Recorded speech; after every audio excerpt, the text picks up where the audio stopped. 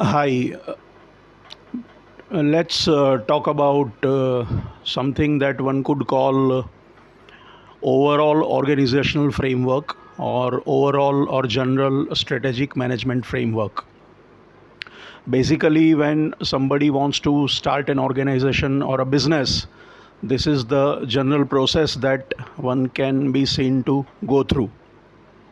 Initially, the organization or the individual or the team of individuals start with they are supposed to start with a vision, a dream, a big dream that they want to achieve or he or she wants to achieve.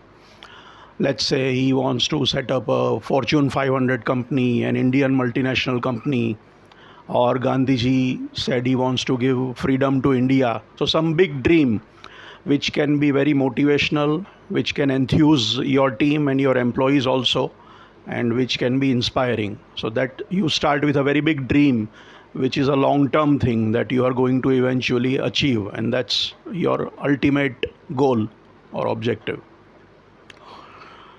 To do that, you then define your business. What exactly are you going to do? क्या काम करोगे? What is your job? What work are you going to do? What business are you in? That question is answered by what is known as the mission part of it. So first you have the vision statement, which talks about your eventual dream of becoming the biggest company in the world, or a multinational company, or a 1,000 crore company, or a Fortune 500 company, or a Forbes company, or something of that sort, or number one company, whatever. The business that you are in, what you are going to do, what exactly do you do, is the mission part. That I am in this business, this is what I do, this is my product, this is my service. If you define your mission too narrowly, then sometimes it becomes difficult eventually to get into other related areas. Like if you say, I am in the business of manufacturing pens, then does it mean that you won't get into other areas of stationery business? Or if you say, my business is making two wheelers, does it mean that you won't get into four wheelers, manufacture of four wheelers? So one has to think about it, that what is the mission? Should it be narrowly defined or broadly defined? One has to have a careful thinking and trade off about it. At the same time, there is something that we know as values, guiding principles like ethics, morality, so responsibility to society, integrity, respect for employees, those kinds of values that you strongly believe in. So this vision, mission, and values is the beginning point of an organization or an individual when he wants to set up an organization or start a business. Generally, doesn't necessarily have to be that, but that is the ideal scenario. And nowadays you see many websites doing this, cutting, pasting various things like that from each other. But ideally this is something that should be seriously thought through, and it should be a shared vision and shared values, and you should involve your team in arriving at these objectives, these vision and mission and value systems. You should involve them or you should share it with them, depending on their level, whether they are at the same level or employees or whatever. So they have a sense of belonging. They think they are part of something bigger than themselves. They are more charged up, enthusiastic about it. And they will actually, there is a buy-in in the process. They will help you in actually doing that, rather than just simply following mechanically. Rather than something that is imposed on them or thrust upon them, they will work with you, as a team, as a real team, working in the same direction.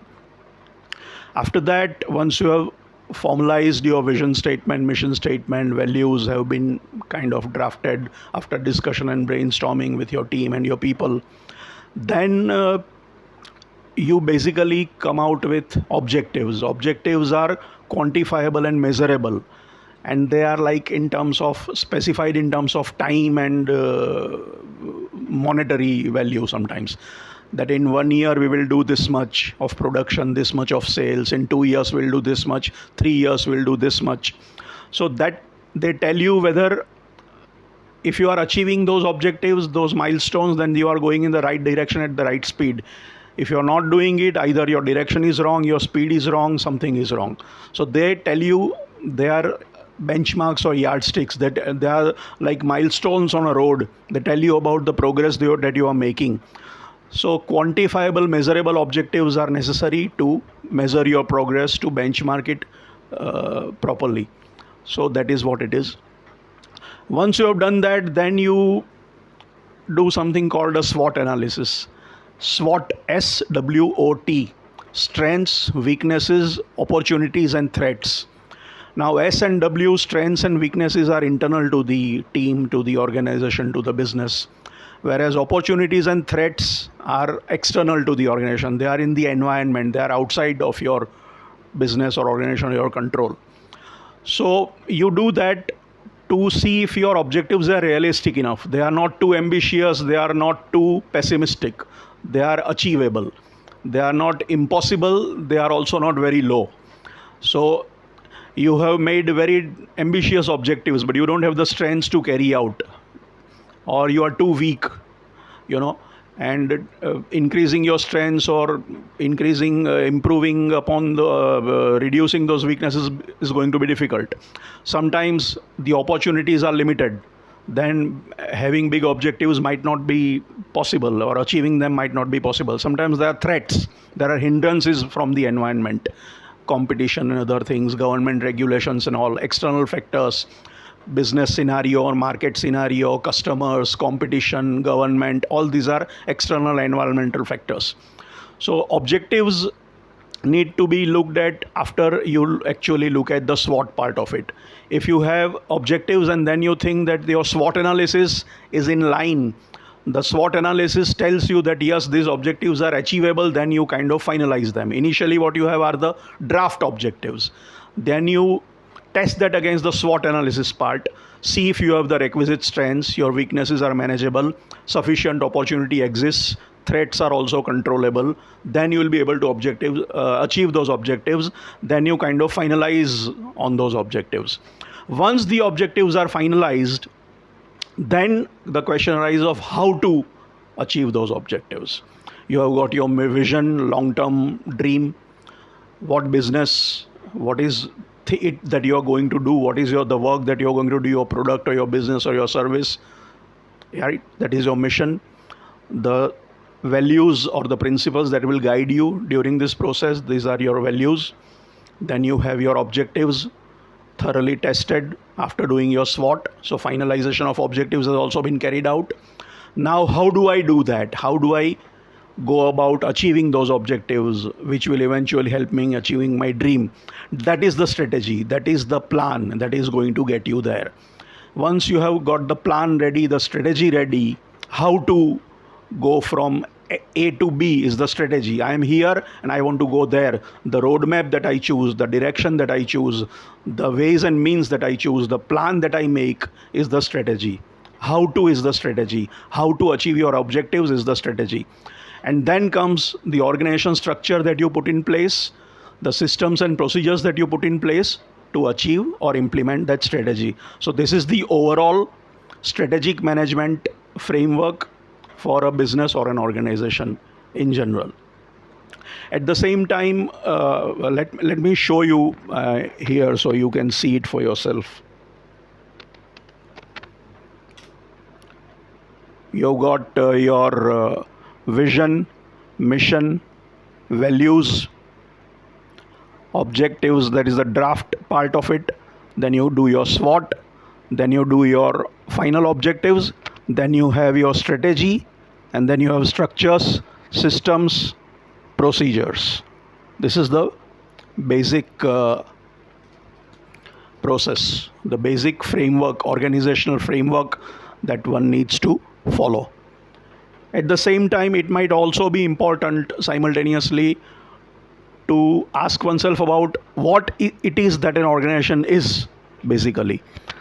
So the totality of an organization, one can use two frameworks. One framework is a simple framework suggested by Sumantra Ghoshal, which says it is basically 3P: purpose, people, and processes.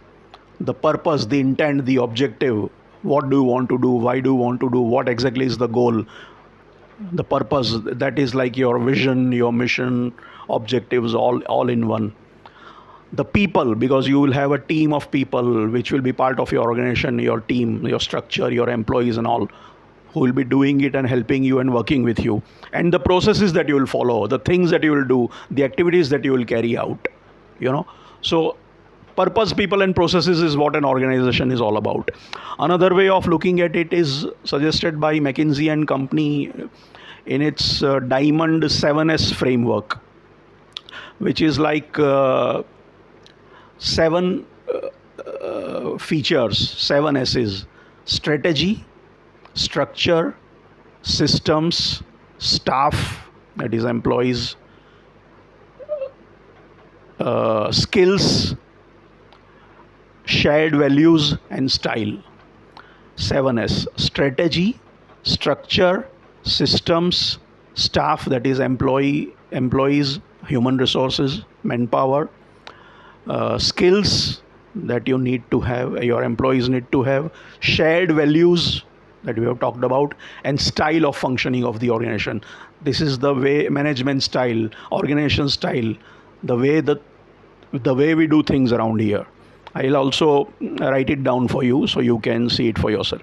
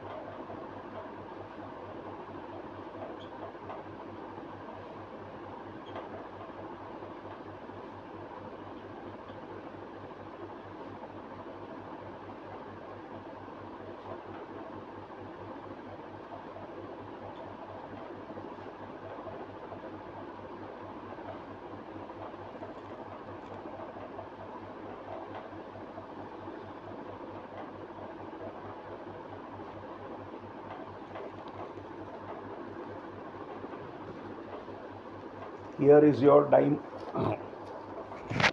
Here is the diamond framework. Each point represents one S: strategy, structure, systems, staff, skills, shared values, and style. The center of the diamond is the shared values part of it. And the other thing is,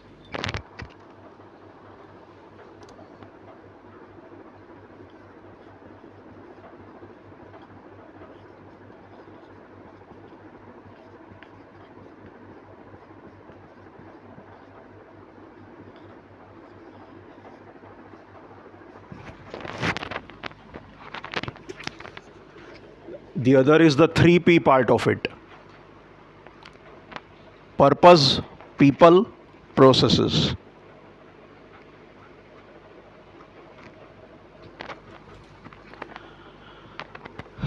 That's enough for this session. Thank you.